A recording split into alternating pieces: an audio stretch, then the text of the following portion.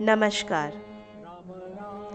परम पूजनीय एकादश रुद्र अवतार श्री महाराज जी के कई बार एक ही समय पर दो दो स्थानों पर देखे जाने के कई दृष्टांत हैं।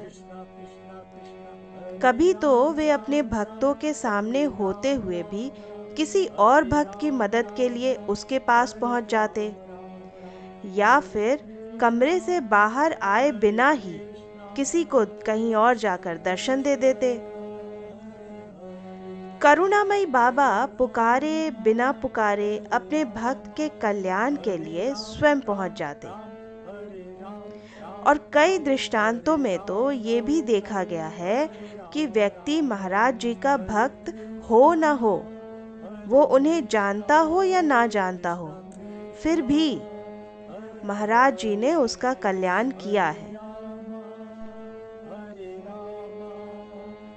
सद्गुरुदेव हनुमान स्वरूप पूज्य बाबा जी को बैठे हुए, लेटे हुए, बीच बीच में समाधि लगती रहती थी, और इसी बीच में वे संपूर्ण सृष्टि को ध्यानपूर्वक देखा करते थे।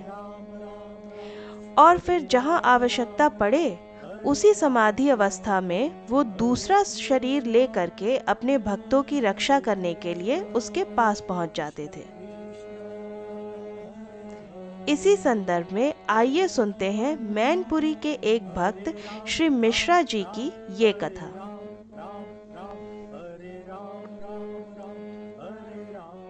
एक बार मैनपुरी निवासी पूज्य बाबा जी के परम भक्त श्री मिश्रा जी के घर के दोनों बच्चे उन्हीं के घर के बाहर खेल रहे थे।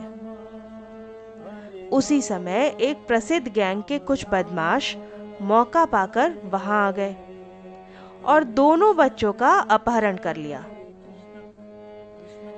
जब मिश्रा जी कुछ देर के बाद दोनों बच्चों को घर के बाहर नहीं पाए तो वो घबराकर उन दोनों को आवाज लगाते हुए चारों ओर इधर उधर खोजने लग गए, लेकिन दोनों बच्चे वहां हो तब तो मिले। थोड़ी ही देर में हार कर वे अपने घर लौटे और मुख्य दरवाजे पर खड़े होकर जोर जोर से रोने लगे। तभी वहां लोगों की भीड़ लग गई और फिर उन्होंने आकाश की ओर देख करके बड़े जोर से रोते हुए पूज्य बाबा जी को पुकारना शुरू कर दिया। हनुमान स्वरूप श्री बाबा जी महाराज का दरबार उस समय नई दिल्ली में भारत के राष्ट्रपतियों के प्रसिद्ध डॉक्टर श्री R.K. करौली के घर में लगा हुआ था। लोगों की बहुत भीड़ पूज्य बाबा जी के दर्शन के लिए आई हुई थी।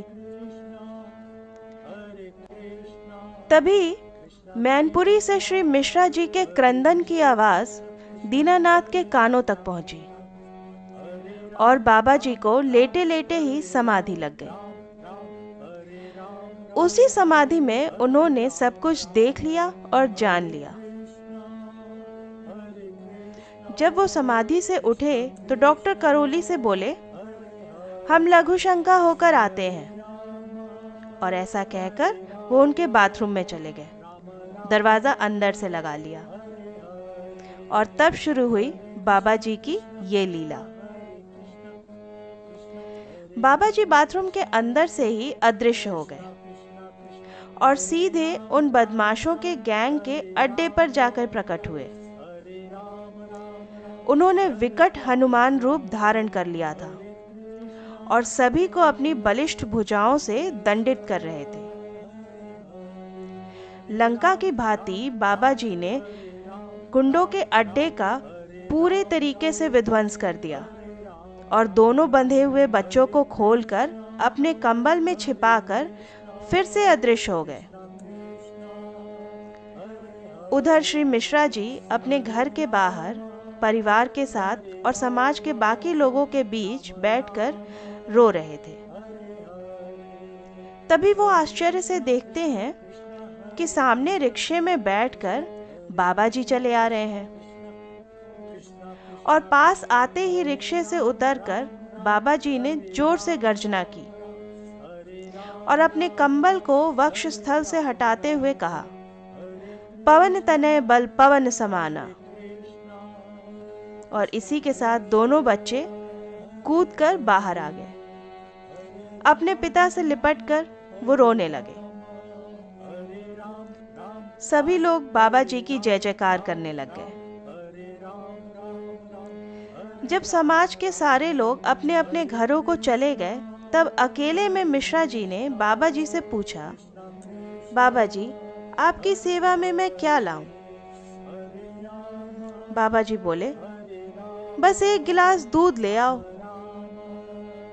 और मिश्रा जी जब दूध लेने के लिए अंदर गए और दूध का भरा ग्लास लेकर वापस लौटे, तो हनुमान स्वरूप पूज्य बाबा जी वहां से फिर से अदृश्य हो चुके थे।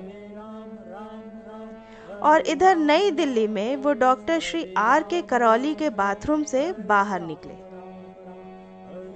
तब डॉक्टर साहब ने बाबा जी से पूछा, बाबा, आपको लघु शंका में काफी विलंब हो गया। बाबा जी कुछ नहीं बोले, केवल मुस्कुराने लगे और जाकर तखत पर फिर से लेट गए।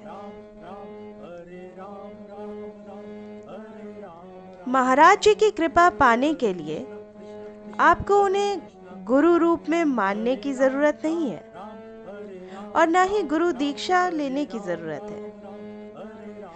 आप तो बस पूर्ण रूप से ईश्वर पर अपना विश्वास रखें, हनुमान चालीसा पढ़ें, सच्चे हृदय से हनुमान जी से या बाबा जी से प्रार्थना करें।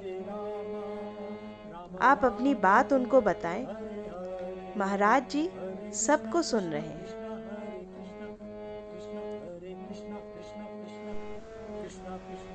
वीडियो अगर पसंद आया तो लाइक और शेयर करें। चैनल को सपोर्ट करने के लिए और बाबा जी से जुड़ी और कथाएं सुनने के लिए सब्सक्राइब का बटन ज़रूर दबाएं। मिलते हैं अगले वीडियो में। नमस्ते।